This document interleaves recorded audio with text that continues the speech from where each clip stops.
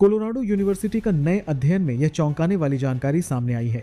इसके अनुसार ऑस्ट्रेलिया के पश्चिमी तट से दूर दक्षिणी हिंद महासागर का खारापन पिछले 60 वर्षों में 30% तक कम हो गया है। शोधकर्ताओं ने जलवायु परिवर्तन को इसका मुख्य कारण बताया है और उनके अनुसार यह समुद्री धाराओं, जलवायु, वर्षा के पैटर्न और समुद्री जीवन को गंभीर रूप से प्रभावित कर सकता है। दिल्ली के भारत मंडपम में हो रहे इंडिया एआई इम्पैक्ट समिट को पीएम मोदी ने संबोधित किया। इस दौरान समावेशी और सॉवरेन एआई के विजन पर भारत की प्राथमिकताओं को बताते हुए पीएम मोदी ने कहा कि युवा पीढ़ी तेजी से एआई को स्वीकार कर रही है। इस बीच उन्होंने साफ तौर पर कहा कि कुछ लोगों को नई टेक्नोलॉजी पर शक है, लेकिन जिस तरह से युवा पीढ़ी एआई को अपना रही है वह पहले कभी नहीं देखा गया। फ्रांस के राष्ट्रपति इमैनुएल मैक्रों ने गुरुवार को इंडिया एआई इम्पैक्ट समिट में अपना भाषण नमस्ते कहकर शुरू किया और भारत की तारीफ करते हुए कहा कि भारत ने अद्वितीय डिजिटल पहचान और भुगतान प्रणाली बनाई है और भारत ने वो बनाया है जो कोई और देश नहीं बना सकता है। वहीं उन्होंने मुंबई में डिजिटल पेमेंट से एक विक्रेता के जीवन बदलने का किस्सा सुनाया। अदानी ग्रुप के बाद मुकेश अंबानी ने घोषणा की कि रिलायंस इंडस्ट्रीज अगले 7 वर्षों में एआई में 10 लाख करोड़ रुपए का निवेश करेगी। इंडिया एआई इम्पैक्ट समिट में उन्होंने कहा कि एआई का सबसे अच्छा रूप आना बाकी है और इसका लक्ष्य भारत में किफायती और सुलभ एआई प्रदान करना है। दिल्ली में एआई समिट के दौरान रोबोटिक डॉग विवाद के अंतर्राष्ट्रीय चर्चा में आने के बाद समाजवादी छात्र सभा ने गलगोटिया यूनिवर्सिटी के बाहर प्रदर्शन किया। छात्रों ने आरोप लगाया कि यूनिवर्सिटी के कारण देश की अंतर्राष्ट्रीय बदनामी हुई है और तकनीकी छवि को नुकसान पहुंचा है। अमेरिका के लॉस एंजल्स अदालत में इंस्टाग्राम और फेसबुक की पेरेंट कंपनी मेटा के मालिक मार्क जुकरबर्ग को कड़े सवालों का सामना करना पड़ा। दरअसल सुनवाई के दौरान जुकरबर्ग से इंस्टाग्राम की लत और उम्र के वेरिफिकेशन को लेकर सवाल किए जाता है। इस दौरान कोर्ट ने पूछा कि क्या मेटा के प्लेटफॉर्म जानबूझकर बच्चों को नशे की लत लगाते हैं और उन्हें नुकसान पहुंचाते हैं। इस दौरान जुकरबर्ग भी असहज दिखे। राज्य विधानसभा में किसान विरोधी नीति, मंडी व्यवस्था और कटनी छंटनी के मुद्दे पर विपक्ष के तीखे तेवर देखने को मिले, जिसके चलते मात्र 5 मिनट ही प्रश्नकाल चल पाया और विपक्षी सदस्य हाथों में प्लेकार्ड लेकर सदन के बीचों बीच आ गए और सरकार के खिलाफ नारेबाजी करने लगे। वहीं लगातार तीसरे दिन भी सदन की कार्यवाही सुचारू रूप से नहीं चल सकी। दरभंगा एम्स के निर्माण को लेकर महत्वपूर्ण अपडेट सामने आया है। निर्माण कार्यों में तेजी लाने के उद्देश्य से केंद्रीय स्वास्थ्य मंत्रालय की एक उच्च स्तरीय तकनीकी टीम जल्द ही साइट का आकलन करेगी, जिसकी जानकारी सांसद डॉक्टर गोपालजी ठाकुर ने दी। सुप्रीम कोर्ट ने चुनाव से पहले फ्रीबीज बांटने पर तमिलनाडु सरकार को कड़ी फटकार लगाई है। इस दौरान कोर्ट ने कहा इस मामले पर दूसरे राज्यों को भी कड़ा संदेश दिया जाएगा।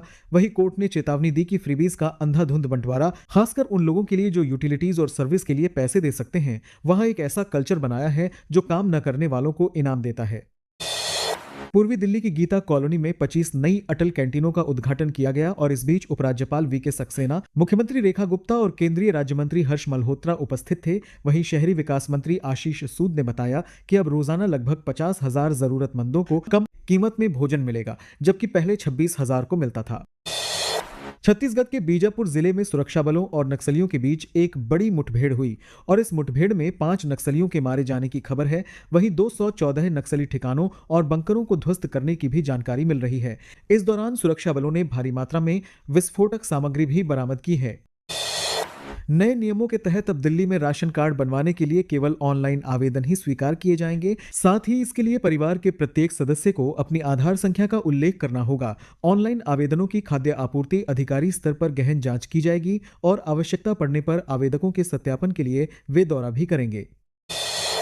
बिहार की राजनीति में बड़ा कानूनी घटनाक्रम सामने आया है। इस बीच पटना हाईकोर्ट ने पक्ष और विपक्ष के 42 विधायकों को नोटिस जारी किया है और इनमें विधानसभा अध्यक्ष प्रेम कुमार भी शामिल हैं। वहीं अदालत ने चुनावी हलफनामे में कथित गलत जानकारी और अनियमितता के आरोपों पर जवाब मांगा है। कनाडा ने 2025 के पहले 10 महीनों में 18,500 से अधिक लोगों को देश से बाहर निकाला है, जिनमें 2831 भारतीय नागरिक शामिल हैं। इतना ही नहीं, 6515 भारतीयों सहित 29,542 अन्य लोगों को निष्कासित करने की प्रक्रिया जारी है। दरअसल कनाडा से निकाले गए लोगों में से बड़ी संख्या में लोगों के खिलाफ आपराधिक मामले दर्ज थे, लेकिन इसमें सबसे ज्यादा निष्कासन करने की वजह शरणार्थी आवेदकों द्वारा नियमों का पालन न करना रहा। आईटी विभाग ने हैदराबाद में बिरयानी रेस्टोरेंट चेन की जांच में 70,000 करोड़ के टैक्स चोरी घोटाले का खुलासा किया है। इस जांच के तार अन्य 5 राज्यों तक जुड़े हुए हैं और वित्तीय वर्ष 2019-20 से अब तक रेस्टोरेंट्स ने कम से कम 70,000 करोड़ रुपए की बिक्री को जानबूझकर छिपाया है।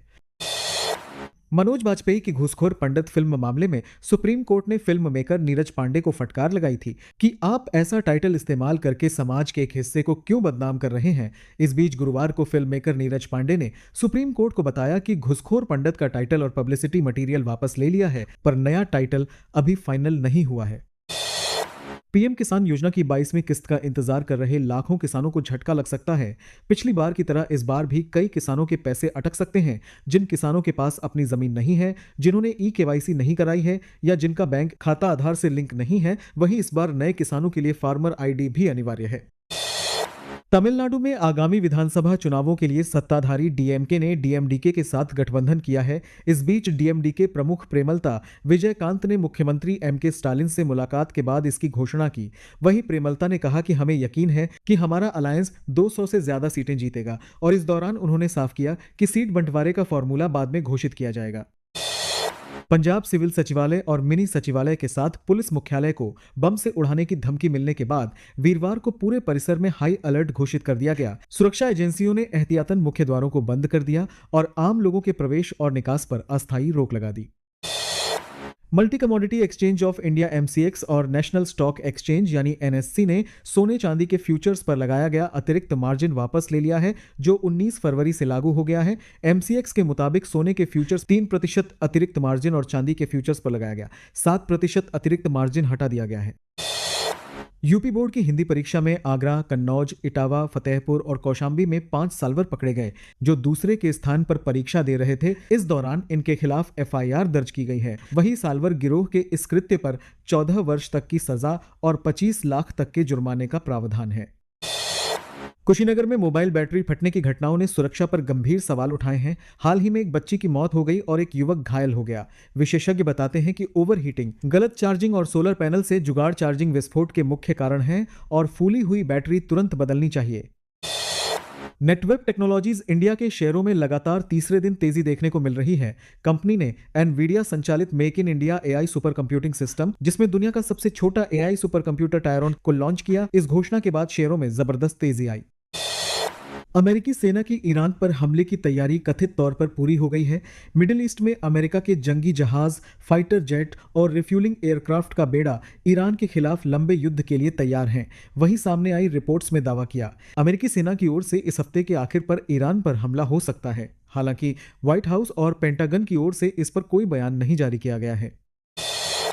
अमेरिका के ओक्लाहोमा राज्य में बहुत भयानक जंगल की आग लगी हुई है। इस आग ने हजारों एकड़ जमीन को जला दिया है और कई रिहायशी इलाकों को भी अपनी चपेट में ले लिया है। वहीं आग इतनी तेजी से फैल रही है कि इसका असर लगभग शिकागो शहर जितने बड़े इलाके तक पहुंच गया है।